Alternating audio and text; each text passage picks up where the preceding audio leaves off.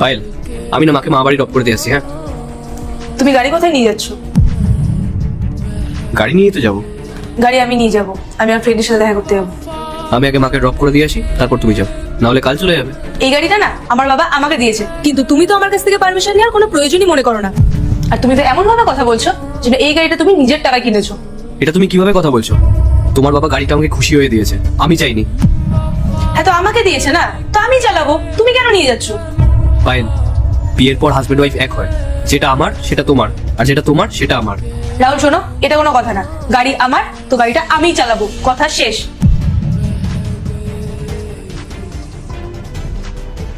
এই নাও তোমার চাবি। আর আজকের পর থেকে যদি তোমার গাড়িতে আমি কোনোদিন হাত দিয়েছি, তাহলে আমাকে বলো।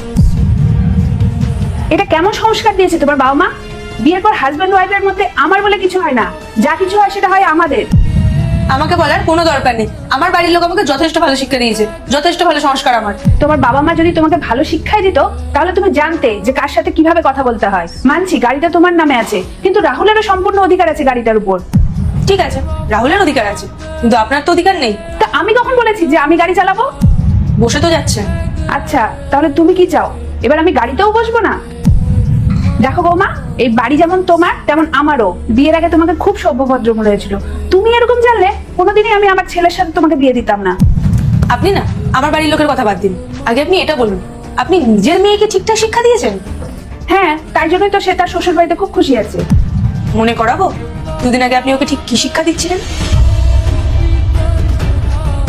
কি বলছো তুমি? বলছি আমি। তুই ক্যাবে করে কেন গেলি? তুই তো তোর গাড়িতে যেতে পারতিস। আমাদের গাড়িটা মনোজ নিয়ে গেছে, বাবাকে একটু গ্রামে যেতে হয়েছিল, তাইও নিয়ে গেছে।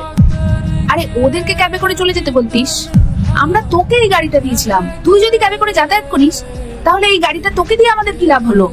আরে মা, ওদের গ্রামে যাওয়া প্রয়োজন, আর ঘরে যখন গাড়ি আছে তখন ওরা ক্যাবে কেন যাবে? আর এমনিতেও ওরা তো দুজন, অনেক দূর যাবে, আর আমি তো কাছাকাছি যাবো, তাতে কি হয়েছে?